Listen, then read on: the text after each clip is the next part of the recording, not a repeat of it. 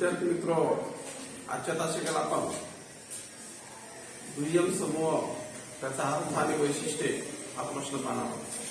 कालच्या तासिकेला आपण प्राथमिक समूह त्याचा अर्थ आणि वैशिष्ट्ये त्याचं महत्व एवढं पाहिलं आहे.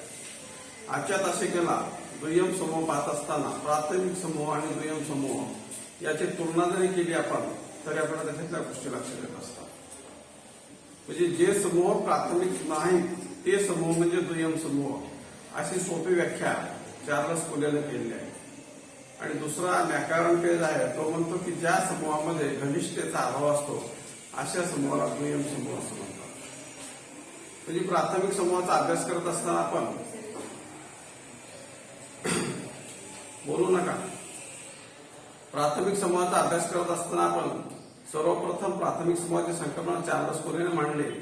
ज्या समूहामध्ये घनिष्ठ संबंध असतात, आत्मीयता असते, आपलेपणा असतो अशा समूहाला त्यांनी प्राथमिक समूह असं म्हटलेलं आहे. उत्स्फूर्त संबंध असतात. तर याच्या उलट जी प्रतिक्रिया असते, जिथं उत्स्फूर्तपणाचा अभाव असतो, घनिष्ठतेचा अभाव असतो अशा समूहाला दुय्यम समूह असं समाजशास्त्रज्ञ मानत असतात. आता प्राथमिक समूहाची तुम्हाला मी उदाहरणं सांगितले का? कोणकोणती आहेत प्राथमिक समूहाची उदाहरणं?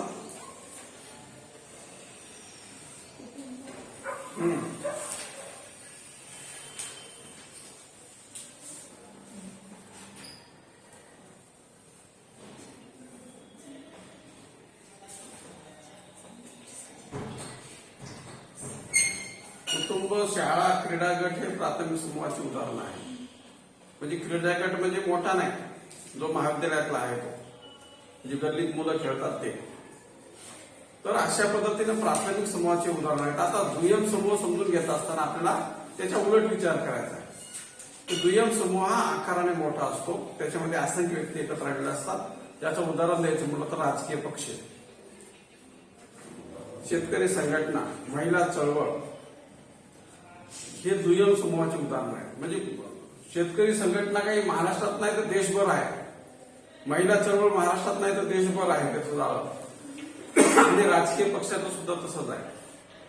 राजकीय पक्ष सुद्धा तुम्हाला देश पातळीवर दिसून येत असतात. राष्ट्रीय काँग्रेस म्हटलं की त्याचं जाळं देशभर आहे.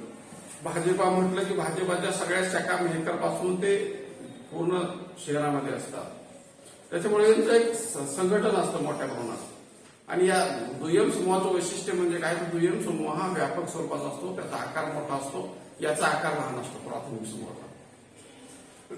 तर या पद्धतीनं पाहत असताना आपल्याला नुसते उदाहरणं जरी लक्षात राहिले की प्राथमिक समूहाचं उदाहरण आहे व्यक्ती, कुटुंब, आणि दुय्यम समूहाचं उदाहरण आहे राजकीय पक्ष, शेतकरी चळवळ, कामगार चळवळ, त्याच्यानंतर राजकीय पक्ष, हे उदाहरणं जरी लक्षात राहिले तर आपल्याला दुय्यम समूह कशाला म्हणायचा आणि प्राथमिक समूह कशाला म्हणायचं हे कळू शकतं. तर दुय्यम समूहाची वैशिष्ट्ये काय आहेत? तर तिकडचं वैशिष्ट्य आपण पाहिलं प्राथमिक समूहाचं की नैसर्गिक निर्मिती, सहजता. इथं उलट आहे, इथं त्याच्या उलट जायचे, हेतुपूर्वक निर्मिती. म्हणजे दुय्यम समूहातले जे लोक आहेत हे दुय्यम समूहातले लोक एकत्र येत असताना, बोलू नका मधल्या दोघी, चला सिंगल बसा तुम्ही दोघी, चला तुम्ही इकडं व्हा,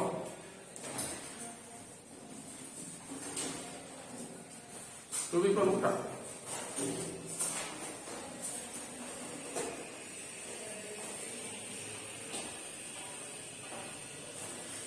प्राथमिक समूहाचं वैशिष्ट्य पाहत असताना प्राथमिक समूह हे नैसर्गिकरित्या निर्माण होत असतात. प्राथमिक समूह हे मानवी जीवनातील झरे आहेत असं चार्ल्स कोल्याने म्हटलंय. त्याला मी अंडरलाईन केलेलं आहे की हे ऑब्जेक्टिव्ह आहे की प्राथमिक समूह मानवी समूहातील झरे आहेत असं कोणी म्हटलं, त्याचं उत्तर आपल्याला आलं पाहिजे. प्राथमिक समूहाची संकल्पना कोणी मांडली? चार्ल्स कोल्याने. कोणत्या ग्रंथात मांडली? Social Organization. तसं दुय्यम समूह हे हेतुपूर्वक निर्माण केले जातात. प्राथमिक समूह निर्माण करण्याची गरज नाही, ते आपोआप तयार होतात. म्हणजे कुटुंबामध्ये काही ठराविक गोष्टी ठरवून करण्याची गरज नाही, ते एकत्र येतात, एकत्र राहतात, त्याग करतात, समर्पण करतात, त्यांच्यात आपलेपणाची भावना असते, हे सगळं नैसर्गिक असतं. आणि दुय्यम समूहात जे आहे ते दुय्यम समूहाची मुळात निर्मितीच हेतुपूर्वक झाली आहे. म्हणजे राजकीय पक्षाची निर्मिती हेतुपूर्वक झालेली आहे की देशामध्ये आपला एक पक्ष असला पाहिजे. कामगार संघटना कामगाराचे प्रश्न निर्माण करण्यासाठी, शेतकरी संघटना शेतकऱ्याचे प्रश्न निर्माण करण्यासाठी, महिला चळवळ महिलांचे प्रश्न सोडवण्यासाठी, विद्यार्थी चळवळ विद्यार्थ्यांचे प्रश्न सोडवण्यासाठी, म्हणजे अशा पद्धतीनं हे सगळे हेतुपूर्वक निर्माण केले जात असतात. आणि तिथं उत्स्फूर्त निर्मिती आहे, तिकडं ते सहजतेने निर्माण होत असतो, नैसर्गिक निर्मिती आहे, इकडं हेतुपूर्वक निर्मिती आहे. तसंच तिकडं लहान आकार आहे, इथं मोठा आकार आहे. म्हणजे प्राथमिक समूहामध्ये कुटुंब हे प्राथमिक समूहाचं उदाहरण आहे, क्रीडा गट हे प्राथमिक समूहाचं उदाहरण आहे, मित्र हे प्राथमिक समूहाचं उदाहरण आहे. मित्र म्हणजे माणसाला 4-5 मित्र असतात, त्याचा आकार लहान होतो. क्रीडा गटामध्ये खो खोच्या टीममध्ये 6 खेळाडू असतात, कबड्डीच्या व्हॉलीबॉलच्या टीममध्ये 6 खेळाडू असतात, क्रिकेट खेळायला तर 11 खेळाडू असतात. म्हणजे अशा पद्धतीनं तिथं मर्यादित संख्या असते आणि इथं खूप संख्या असते. म्हणजे भाजपची संख्या खूप आहे, राष्ट्रीय काँग्रेसची संख्या खूप आहे, शेतकरी चळवळीचे सदस्य असंख्य आहेत, महिला चळवळीमध्ये असंख्य गट सामील झालेले आहेत. म्हणजे या पद्धतीनं याचा आकार खूप मोठा असतो. नुसते मेहकरचे जरी आपण शेतकरी चळवळीतले लोक एकत्र करायचं ठरवलं तरी तिथं 50-60 लोक एकत्र येत असतात. आणि देश पातळीवर जर त्याचं संघटन एकत्र केलं तर खूप मोठे शेतकरी संघटनेतील लोक एकत्र असतात. म्हणजे सध्या शेतकऱ्याचं आंदोलन सुरू आहे, बॉर्डरवर असंख्य राज्यातले लोक तिथे एकत्र आणले, पंजाबचे लोक जास्त आहेत. तर हे शेतकरी संघटनेचं उदाहरण आहे. ते आपल्या शेतकऱ्याचा प्रश्न सोडवण्यासाठी एकत्र आणले आणि त्यांचा उद्देश आहे शेतमालाला भाव द्या, आम्हाला खर्च द्या, खर्चिक शेती झालेली आहे, आम्हाला काही सुविधा द्या. म्हणजे ह्या त्या मागण्या घेऊन तिथे गेल्या. म्हणजे अशा पद्धतीचा दुय्यम समूहाचा आकार मोठा असतो. त्याच्यानंतर तिथं आपण पाहिलं की तिथं तिथले परस्पर संबंध स्फूर्त असतात. तिथं काही ठरवून परस्पर संबंध स्थापन केले जात नसतात, पण इथं मर्यादित परस्पर संबंध आहेत. म्हणजे आपण थोडक्यात उदाहरण द्या की आपण शेतकरी चळवळीमध्ये तुम्ही एकत्र आलात, विद्यार्थी चळवळीमध्ये तुम्ही एकत्र आलात, तर तुमचे तिथं मर्यादित संबंध आहे. किंवा आम्हाला काय आहे की अकोल्याच्या मिटिंगला जायचं आहे शेतकरी चळवळीच्या, म्हणजे तुझा बचत गट सुद्धा एक चळवळीचं उदाहरण आहे, दुय्यम गटाचं उदाहरण आहे. बचत गटाचं जाळं खूप मोठं देशभर पसरलेलं आहे आणि आपल्याला फक्त अकोल्याच्या मिटिंगला जायचं आहे आणि अकोल्याची मिटिंग करून आपल्याला वापस यायचं आहे. आपला फक्त मर्यादित परस्पर संबंध आहे की मिटिंग करायची, त्यांनी जे नाश्ता जेवण ठेवलं ते जेवायचं आणि परत मेहकरला यायचं. तिथं आमचं अमर्यादित काम नाही, पण प्राथमिक समूहामध्ये अमर्यादित संबंध असतात की माझं जेवण केलं म्हणजे माझं झालं नाही, तर जेवण केल्यानंतरही मला काहीतरी काम करावं लागत असतं, एखाद्याला बस स्टँडला सोडून यावं लागत असतं, एखाद्यासाठी जेवण तयार करावं लागत असतं, एखाद्याचं कॉम्प्युटरवर काम करावं लागत असतं. म्हणजे अशा पद्धतीचे त्यांच्यामध्ये अमर्यादित संबंध असतात आणि इकडे मर्यादित असतात. म्हणजे माझी भूमिका काय याच्याशी संबंध असतो. मला फक्त संचालनच करायचंय, मला फक्त पेपरची बातमी द्यायची आहे, मला फक्त लोकांचं संघटन करायचंय. प्रत्येकाला काम वेगळं दिलेलं असतं, सगळ्याचं काम सारखं नसतं दुय्यम समूहामध्ये. त्याच्यानंतर अव्यक्तिगत स्वरूप. प्राथमिक गटात आपण पाहिलं की व्यक्तिगत संबंध असतात, प्राथमिक गटामध्ये व्यक्तिगत संबंध असतात, इथं अव्यक्तिगत संबंध असतात. म्हणजे प्राथमिक गटामध्ये एखाद्याला जर म्हटलं की तुझा भाऊ कुठं गेला, आपण कोण भाऊ, कुणाचा भाऊ असं म्हणत असतो. आपण म्हणत असतो तो आताच शाळेला गेलेला आहे, का तर आपल्याला सगळी माहिती त्याच्याविषयी असते. परंतु दुय्यम गटामध्ये जर आपण म्हटलं की ते अकोल्याहून किती लोक आले, तर दुय्यम गटामध्ये आपण सांगतो की कोणातरी शेवाळकर सर सोबत 30 विद्यार्थी आलेले आहेत. कारण का 30 विद्यार्थी का म्हणत असतो, तर आम्ही त्या 30 विद्यार्थ्यांना ओळखत नसतो. फक्त 30 विद्यार्थी आले, 30 शेतकरी आले, 30 राजकीय पक्षाचे लोक आले, 150 मेहकरून लोक आले, 150 लोक गेले, ही जी माहिती सांगत असतो. का तर आम्हाला सगळ्यांची ओळख ठेवता येत नाही. आम्ही फक्त बऱ्याच वेळा आम्ही चेहरा ओळख ठेवत असतो. म्हणजे आम्ही आता महाविद्यालय सुद्धा एक संघटनेचाच भाग आहे. महाविद्यालयातले असंख्य महाविद्यालयातले लोक आम्ही जेव्हा कोणत्या ना कोणत्या कार्यक्रमानिमित्त एकत्र येतो तेव्हा आम्ही चेहरा ओळखत असतो. हे मेहकरचे सर आहे एवढं ओळखतो, पण मेहकरचे कोणते सर आहे आम्हाला ओळख नसते. का तर त्याचं क्षेत्र व्यापक आहे, मोठं आहे. म्हणजे या कारणानं व्यक्तिगत संबंध नसतात किंवा हे व्यक्तिगत स्वरूप नसतं, तर अव्यक्तिगत स्वरूप असतं. पुन्हा इकडं आपण पाहिलं अनौपचारिक संबंध असतात प्राथमिक गटात, इकडं औपचारिक संबंध असतात. म्हणजे प्राथमिक गटातले जे 10-12 सदस्य असतात ते एकमेकांना प्रत्यक्षपणे ओळखत असतात, त्यांच्या सतत आंतरक्रिया चालतात, ते त्याग समर्पण सगळ्या गोष्टी करत असतात. त्याच्यामुळे त्यांच्यात अनौपचारिक स्वरूपाचे संबंध असतात. पण इथं औपचारिक संबंध असतात. मी तुम्हाला सुरुवातीलाच म्हटलं की अव्यक्तिगत संबंध म्हणजे अनौपचारिक संबंध, औपचारिक संबंध म्हणजे आमची एक औपचारिकता आहे. म्हणजे एखाद्या मोठ्या लग्नामध्ये आपण जात असतो आणि मोठ्या लग्नामध्ये जात असतो तर आपल्याला काही दिवसभर त्या लग्नामध्ये राहायचं नसतं.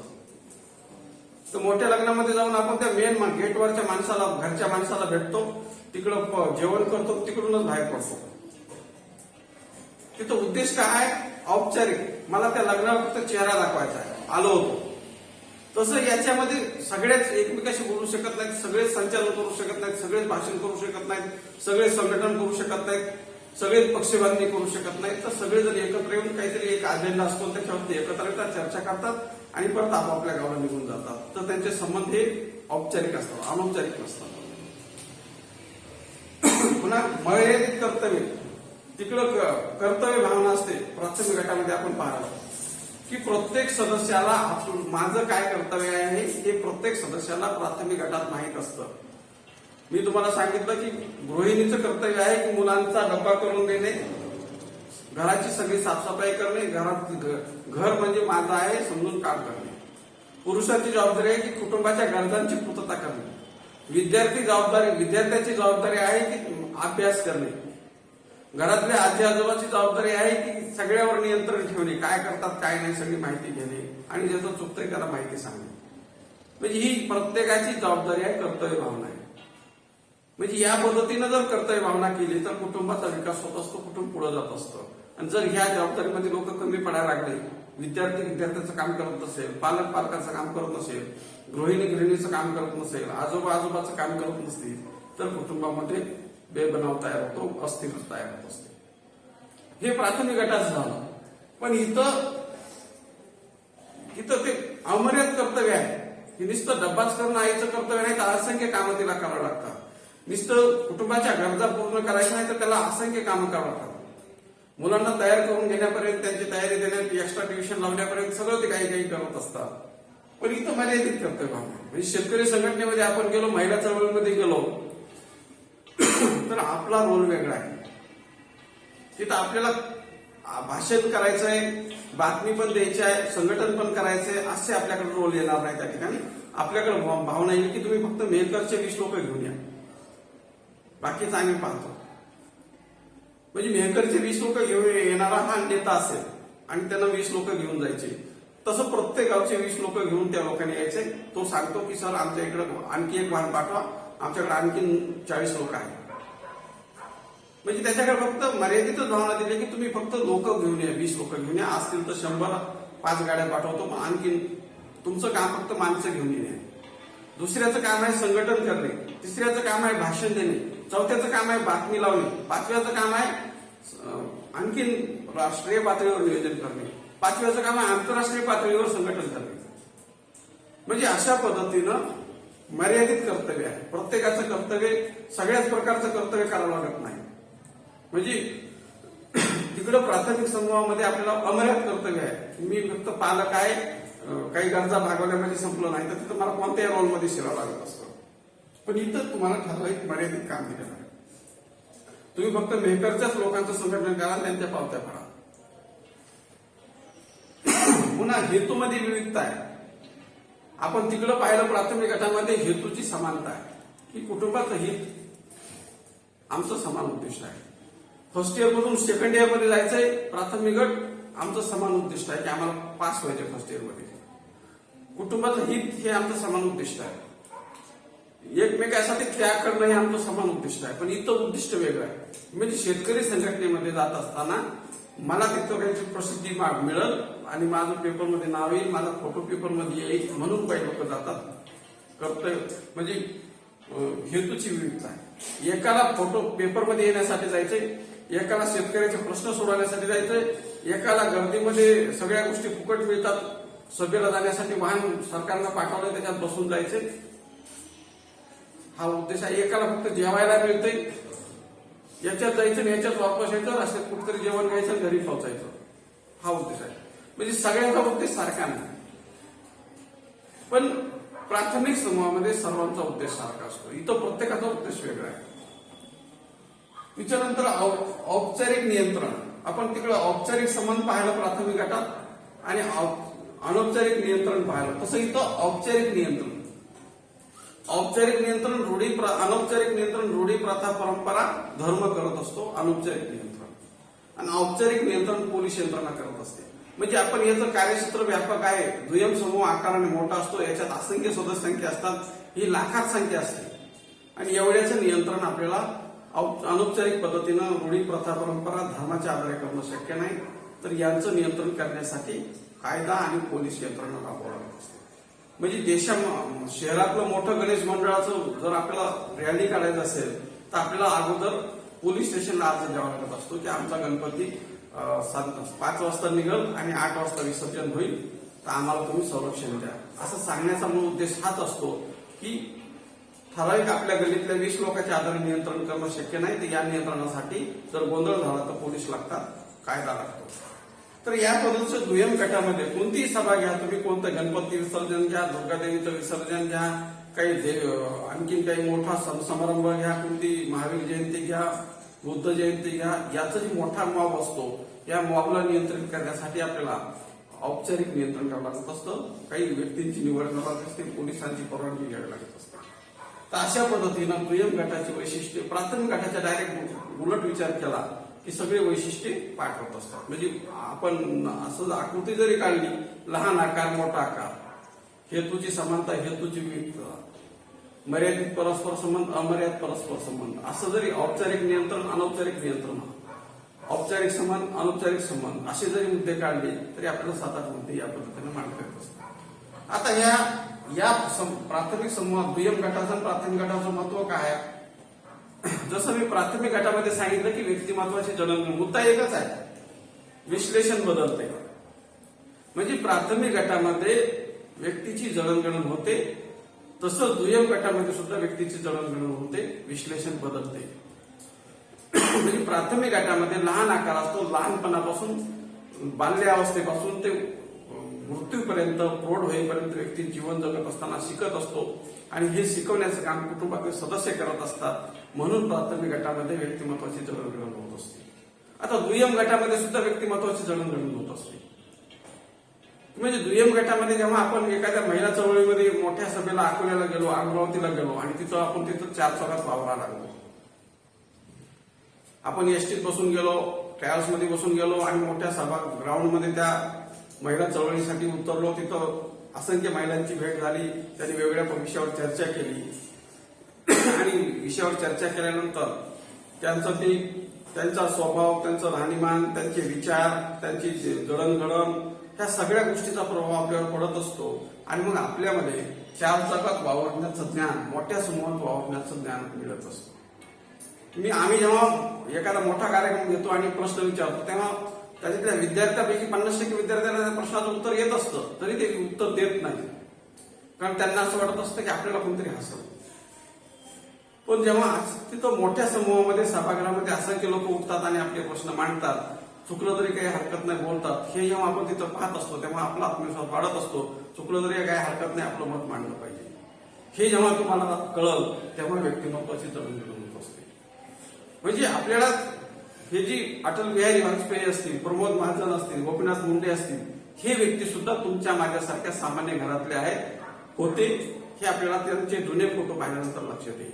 आणि ते त्यांच्या भाषणातून सांगत असतात की अटल बिहारी वाजपेयी यांचं भाषण ऐकण्यासाठी आम्ही सायकलवर जात असतो. बीड जिल्ह्यामध्ये वेगवेगळ्या 35-40 किलोमीटर आम्ही त्यांचं भाषण ऐकण्यासाठी सायकलवर जात असतो. हे आपल्याला जेव्हा ते सांगतात तेव्हा लक्षात येतं की मी पण माझ्या पद्धतीने चांगलं काम करू शकतो. म्हणजे अशा पद्धतीचं मोठ्या समूहामध्ये आपलं विश्व मोठं होत असतं. थोडक्यामध्ये आपल्याला मुंबईमध्ये गर्दी आहे, प्रदूषण आहे, मानवी जीवनाचा खालचा स्तर आहे, गुन्हेगारी खूप मोठ्या प्रमाणात आहे, हे जरी खरं असलं तरी मुंबईमधल्या लोकांचा ज्ञान खूप जास्त आहे. म्हणजे गर्दी आहे, लोक जास्त आहेत, याचा अर्थ तिथं वावरणाऱ्या माणसाचा IQ सुद्धा जास्त आहे, त्याच्याकडे ज्ञान सुद्धा जास्त आहे, त्याला त्याच्यात वावरण्याची संधी सुद्धा आलेली आहे. म्हणजे इथल्या सामान्य माणसापेक्षा त्याचं ज्ञान खूप मोठ्या प्रमाणात आहे.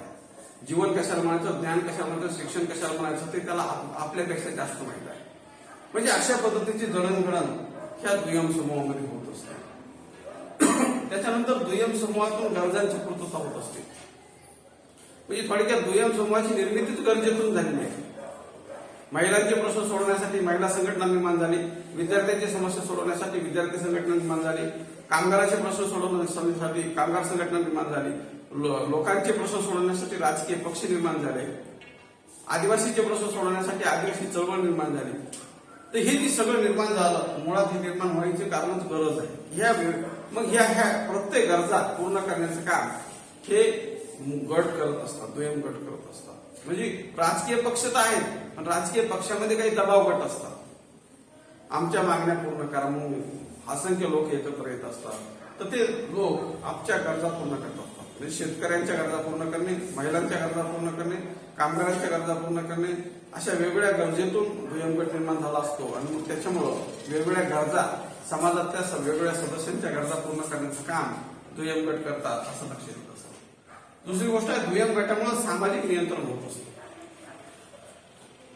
म्हणजे आपण वेगवेगळ्या मोठ्या समूहामध्ये जेव्हा वावरत असतो, तेव्हा आपण वावरत नसतो तेव्हा आपल्याला मोठा समूह म्हणजे काय आणि आपल्या विचाराच्या, मेंदूच्या कक्षा मर्यादित असतात. परंतु जेव्हा आपण मोठ्या समूहामध्ये वावरत असतो, जीवन जगत असतो, तेव्हा आपल्या मेंदूच्या कक्षा, विचाराच्या कक्षा रुंदावतात. आपल्याला आपल्या पलीकडे पण काहीतरी विश्व आहे आणि ते अशा पद्धतीची माहिती देत आहे आणि ते आपल्याला आपल्या जीवनाला आनंददायी करणार आहे, आपल्या जीवनाला सुखी करणार आहे. हे जेव्हा आपल्याला कळतं तेव्हा आपल्याला सामाजिक नियंत्रण आपोआप होत असतं.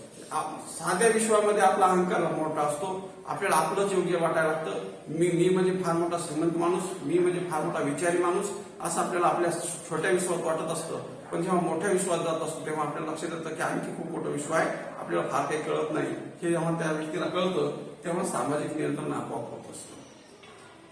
दुसरी गोष्ट आहे, सामाजिक परिवर्तनाला चालना देण्याचं काम दुय्यम गट करत असतात. म्हणजे जेव्हा व्यक्ती मोठ्या समूहात वावरत असतात, तसेच त्याच्या अनेक गरजा पूर्ण होत असतात, त्याच्यानंतर नियंत्रण वेगवेगळ्या पद्धतीने होत असतं, तेव्हा सामाजिक परिवर्तन करण्यासाठी वेगळे प्रयत्न करण्याची गरज पडत नाही. सामाजिक परिवर्तन आपोआप घडत असतं.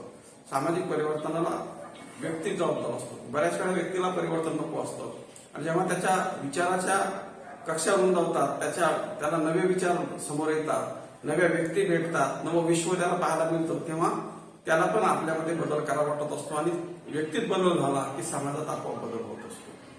तर समाज म्हणजे दुसरं तिसरं काही नसून व्यक्तींचं एकत्रीकरण असतं. या पद्धतीनं आपल्याला दुय्यम गट म्हणजे काय, दुय्यम गटाची वैशिष्ट्य सांगा असा 16 मार्काला प्रश्न येईल, किंवा दुय्यम गटाचं अर्थ सांगा, दुय्यम गटाची वैशिष्ट्य सांगा, दुय्यम गटाचं महत्व सांगा. 4-4 मार्काला सुटे भाग येतील. तर 4 मार्काला आलं तर 4च मुद्दे द्यायचे, 16 मार्काला आलं तर जेवढे 8-9-10 मुद्दे आहेत तेवढे मुद्दे द्यायचे. हा व्हिडिओ आवडला तर लाईक करा, शेअर करा. धन्यवाद.